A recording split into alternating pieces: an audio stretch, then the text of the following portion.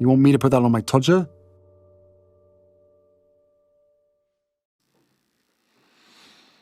Her greatest shits. Hello, I'm H.G. Tudor. No, this isn't going to be a lavatorial journey of the bowel movements of Harry's wife. If that's your kind of thing, I suggest you move on, you dirty little scoundrel. Instead, we're taking a review of the shit year that Harry's wife has endured to help you understand the various challenges that her narcissism has faced and how she deals with it. This compendium of shit-based chicanery on the part of the Duchess of Delusion has been compiled by a Redditor on the ever-reliable St. Harry's Wife subreddit. The person in question goes by the name of OK Fine I'll Bite, and credit must be given to this individual for the compilation of an extensive, nay, encyclopedic run-through of what has befallen Harry's wife in the last year. It's only fair that I make recognition of the endeavour that this person has placed within this work, which I am going to utilise as the foundation for this explanation. Part of me recognises that this ought to be accompanied by da-dun, da-dun, dun, da-dun, da-dun, da-dun, da-dun, dun, da-dun, da-dun, which some of you may recognise was utilised for the Countdown on Top of the Pops, a British programme that dealt with the chart-topping musical sensations of the day, not half. But we're going to dispense with that. Instead, it's going to be a chronological, calendar-based walkthrough of what Harry's wife has been up to, and a useful refresher of just how shit her year has been. Rewinding to August 23rd, 2022, there is the long-awaited Spotify Archetypes debut, which of course is royally panned. Some key moments are Mariah Carey playfully calls Harry's wife a diva, causing Harry's wife to have a meltdown when she's challenged in that regard. Harry's wife bites the hand that first fed her by saying she was so much more than the bimbo that Deal or No Deal reduced her to. There followed repeated clapbacks against her in that regard as a consequence of her smearing the programme in that way. Harry's wife experienced a rather embarrassing situation where Andy Cohen had to be reminded that he had met Harry's wife twice before. He explained that he'd forgotten that he'd ever met her, which in a way is understandable because she's not the most memorable of individuals, but of course then she publicly threw it in his face in one of her podcasts. He appeared on one of the episodes during which he introduced himself to her, saying it was nice to meet her, only for Harry's wife, of course, to happily remind him that they'd actually met twice in the past. Naturally, Harry's wife wants to make him seem stupid as a consequence of forgetting her, because forgetting a narcissist would result in her being wounded. She then makes an unnecessary backhanded compliment about Deepika Padukone, saying that that person's not a household name. And then there were some things which she claimed occurred, but most people would suggest they didn't. For instance, there was the supposed nursery fire in the South African housing unit, as she described it. In one, inventing an event or exaggerating something, and in the other, putting down their accommodation with the usual high-handed, condescending manner by which she operates. This, of course, resulted in the South African version of Fuck Off Harry's Wife starting to trend. She also states that an influential woman told her before her wedding, "Don't give up activism. It means so much to women and girls." Most likely, again, an invented occurrence. She also claims to have gone to a Korean nudity-required spa with her mother as an insecure adolescent, which means it would have been right after the Rodney King riots, in which racial tension between blacks and Koreans was extremely high in that part of Los Angeles, which sounds like a sensible thing to do, and it later emerged that actually she was character trait acquiring from a cartoon. Then along came the cut interview, with the rather strange picture of Harry's wife on the cover, and there was the interview which at first appeared to be in Harry's wife's favour, but after a while, and upon a rereading, it's evident that Harry's wife was actually being put down and having the piss taken out of her by Alison P. Davis. She also reminds us of the fact that apparently South Africans were dancing in the street during her wedding in the way that they did when Mandela was freed, only for the relevant cast member of The Lion King to confirm that didn't actually happen and wasn't said. Moving into September, Harry and Harry's wife went to Manchester for One Young World, where Harry's wife gave a speech all about herself and caused various audience members to enter into a state of catatonia. Harry and Harry's wife were invited to Balmoral to spend time with the Queen, but they then declined because they're completely up themselves.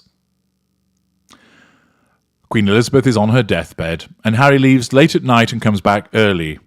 There are rumours of a blowout fight with Harry's wife because she was not allowed to attend. Neither would have made it if they didn't happen to have been in the United Kingdom for their fake mini tour. Improbably named plastic-faced Lieutenant Omid Scobie makes a mistake, tweeting that the Queen's coffin will leave Scotland by royal train, which was untrue. It might have been the case that he'd been fed that in order to see who it is who's leaking information. There's the walkabout, where the Prince and Princess of Wales very much put Harry's wife in her place. There's also the fact that she is spurned by at least one person in the crowd, which is shown repeatedly on film. The Princess of Wales roundly ignores her and allows her own stare of discontent to be utilised against Harry's wife. Harry's wife attends the Queen's funeral, and the candlestick does its job, obscuring her as she wheels out her one ear, left eye, go. Harry and Harry's wife are not invited to the diplomatic reception, which wounds. And then there's a long-distance pap shot on the stairs through a Buckingham Palace window, which questions whether she set it up once again. King Charles refers to them as basically the Duke and Duchess of Overseas. And then Harry and Harry's wife release new images to try and then compete with King Charles. Her shitty chicanery continues. Come October, there are some minor Harry and Harry's wife sightings back in California, and we are then treated to Harry's wife's variety puff piece and cringy video interview, which notably was made before Queen Elizabeth II's death. Harry's wife, now cottoning on to the fact that the cut interview was taking the piss out of her, claims that she's too trusting. And she then brings out a host of nauseating photographs to try and show her as being fun and pretty and silly and down to earth. An attempt, perhaps, to row back from the rather severe looks that were served up with the cut. And in the various videos that come out show her flailing her oversized feet on a lawn, as there's various bits of chiffon and material around, and a completely false and cringe-inducing attempt to emulate Julia Roberts by placing her hand over her mouth as if to go, ooh, silly me. Nobody's impressed, and the criticism continues. As we bowl into November with this recollection of Harry's wife's greatest shits, she suffers the humiliation of the married Indianapolis night, where people turned up to listen to her spout nonsense when she was expecting that she would be doing arena tours. Instead, she just gets to talk to a much reduced audience in the Marriott Indianapolis.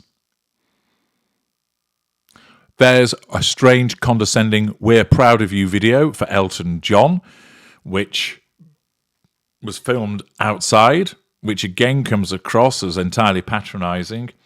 And then Archetype podcast resumes after a brief grieving period, but there's no promotion from either Harry's wife or her guests, occasionally, apart from Instagram posts from Lisa Ling and Mindy Kaling. Next up, we're into December. Harry and Harry's wife have stayed out of the spotlight until the Nipple of Grope Award dinner. Originally, the award was for them standing up to institutional racism, but this was then changed to their activism around mental health. It's believed that the two of them left the event separately. They dole out a last-minute corporate-looking Christmas card using a photo from the Nipple of Grope event. And then the 6-part Shitflix series comes out. There are a variety of things that were suggested didn't happen. For instance, anecdotes of a member of the Freedom Flight. There was people apparently kneeling and hat in hand thanking Harry's wife, and that she apparently felt it was the first time that she was recognised for her sacrifice. There are a variety of things that were wrong with this programme, not least the self-indulgent curtsy that even had Harry feeling uncomfortable, the use of footage from elsewhere to pass it off that they had a bank of attention and paparazzi chasing after them, when in actual fact it was just a pizza delivery dude who was trying to give them a leaflet. We were treated to the scenes of them looking like a pair of amphetamine-fueled meerkats, desperately looking around for people stalking them that didn't exist. Quite the collection of shitty chicanery already, but now we march into January 2023 with Netflix's Love to Lead, which was dumped on New Year's Eve with very little fanfare. And in it, Jacinda Ardern had to issue a statement saying that she wasn't led into the Netflix film by Harry and Harry's wife. Participants in the Live to Lead film believed that the narrators and leads for the series would be someone actually involved in international activism. For instance, with the Clooney's names being mentioned. On the strength of this pitch and project philosophy, they believed Netflix and didn't follow up. The footage was shot in 2019. The announcement of it being released as Harry and Harry's wife's production totally blindsided the participants, and they ended up feeling embarrassed and upset to be associated with the project. The reason being that these participants felt that the Sussex's philosophy was at odds with the original project as pitched, and then in effect, the individuals have been lied to by Netflix. Accordingly, another project that involves the Sussexes and one that is not transparent and has people feeling misled. What a surprise. Harry's wife turns up as a no-show for her purchased People's Choice Award, probably because that category was not allocated to speech and therefore she wouldn't have the opportunity to dole out some fridge magnet platitudes. Jeremy Clarkson has a pop at her describing how, a la Game of Thrones rather styly, she should be walking through the streets having poo flung at her. Spare comes out by accident in Spain a week before its official release. And, of course, in it comes the mockery of the fight with William. He broke my necklace! And then there were lots of parodies of the nonsense that came out in Spare, and it was entirely apparent that not only did it have Harry's wife's sticky fingerprints over it, but also the fact that she was hanging him out to dry, as I've explained in parts passim. Then you had the delight of Harry banging on about his exes, which will have gone down well with Harry's wife, and the notable story about him losing his virginity to an older woman, when it turns out she was only a couple of years older when she finally came out of the woodwork and was interviewed. In February, Harry and Harry's wife were spotted in grainy video screen grabs at Portia de la Rossi's birthday party, and the surprised Ellen DeGeneres vow renewal. Courtney Cox was also there, and later in an interview politely dances around the issue of Harry revealing in Spare that he did shrooms in her house. There is the South Park episode, of course, which completely takes the piss out of them, which results in memes and repeated parody of them, absolutely humiliating Harry's wife. their suggestion that they were going to go legal about it, the suggestion that they were upset about it, and then one moment they hadn't looked at it. Either way, it was clear it had been watched, and they took an absolute kicking as a consequence of their ridiculous behaviours. In March, there was a strange pay-per-view woo-woo therapy session with Dr. Marte, and then word comes out that King Charles has evicted Harry and Harry's wife from Frogmore. There are pap shots of some date at San Vicente bungalows, and now that resulted in them being banned from being there. Lilibet is christened at the Monty Shitshow mansion. The only receipt is the bishop stating on his church's website. Many people are not convinced that this actually occurred. Harry confesses when he's at a Better Up conference in San Francisco. Why Better Up? He admitted, that was all I was offered. Chris Rock, on his tour, comes out with jokes about the royal racism claim, basically saying that that was in-law shit, a black person pouring scorn on the allegations of racism that Harry's wife has been throwing around. In April, WME sign Harry's wife, and there are the various announcements that demonstrate that they're desperate to try and get her work. Harry's wife does a pat walk in Los Angeles wearing black, and she goes to a lunch and a homeless charity visit. She appears on screen with a new look, where she introduces a photographer's friend TED Talk, which leads to particular speculation about fake hair and cosmetic surgery. Harry goes to the coronation alone after weeks of will they, won't they, on Archie's birthday, and in that, Harry's wife has attempted to remain relevant by tempting people that she might attend and then decides that she's not going to go.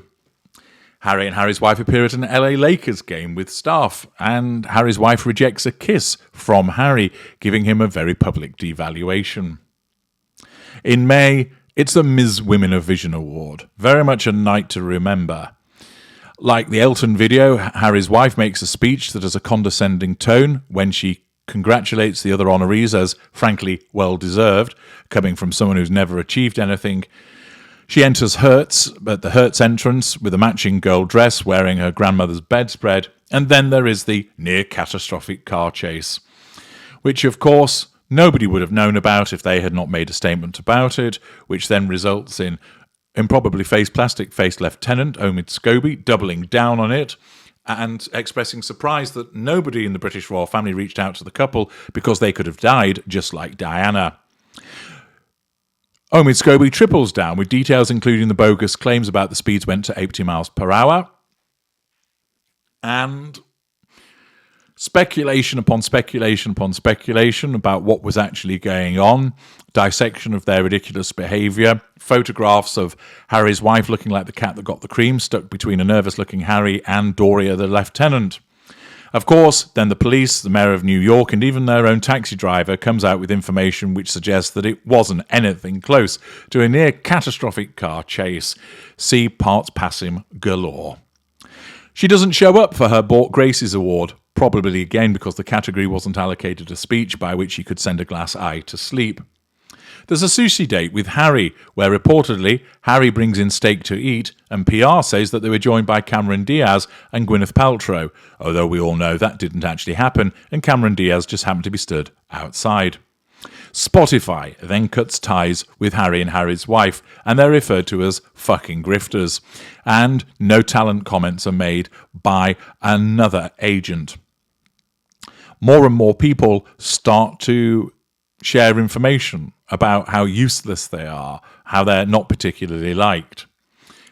In June, Harry's wife attempts to manifest with Dior, but then it finds out that actually they don't want to do anything with her. It's then leaked that Taylor Swift snubbed through a representative, not directly, an invitation to go on Arsey Wipes, and it's also leaked that Harry and Harry's wife asked to hop on a ride on Air Force One after Elizabeth II's funeral. It's then followed up with a rather peculiar PR damage control scoop about Jill Biden showing Harry's wife wearing the same lemon dress as the one that Harry's wife wore after an Oprah interview, and revelation that Harry's wife sent her lemons. Harry's wife goes and does a pap stroll, looking sad. In July, Harry's wife emerged for the first time together since the non-existent car chase, exiting an office. They're then seen with the kids for the first time on the 4th of July, watching a firefighter parade. There's rumours about her being involved in the bodyguard follow-up. She then does a solo pap walk to the farmer's market. In August 2023, Harry and Harry's wife make a particularly awkward video of themselves, which everybody laughs about, where they call some teenagers. Harry, Harry's wife, and Harry's Pilates friend's husband are pap leaving the husband 2 days before the birthday. Apparently John Travolta's a new friend. Apparently she goes to watch Barbie, but there are no pictures. Apparently she goes to see Taylor Swift, there are no pictures. There's a book optioned as a possible movie for Archwell to make, with many people thinking that it's been specifically written for Harry's wife. Harry decides to piss off to Asia without Harry's wife. Harry's wife is papped in a scarf and coat in warm weather, merching a woo-woo stress patch. And then a selfie, which might be an old one, comes out from a belated birthday lunch with paid-for friends. And that is her greatest shits in the last year. A smorgasbord of narcissistic manipulations involving triangulation, silent treatments, smearing, revisions of history, lies, exaggerations, embellishments, and repeatedly demonstrates the desperation by which her narcissism functions in order to secure those prime aims. She always gets the control that she seeks, but then creates a fresh problem, kicking the can down the road. But it's useful, and thanks once again to the Redditor, OK Fine I'll Bite, for pulling all of that year's information together in one place so that you can see just how shambolic Harry's wife's life is. Where's the contentment? Where are the joyous moments? Where are the actual doing good for other people that she claims to do? Where are the achievements? There are none.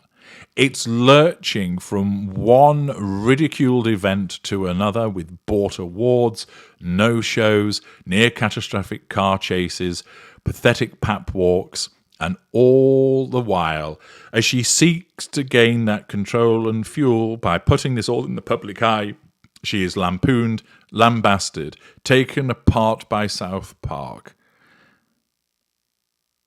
She can't stop, because her narcissism won't let her. But when you bundle it all together like that, it really does show how useless she is as the mid-ranger that she is, as you sample the detail of her greatest shits. I'm H.G. Tudor. Thank you for listening.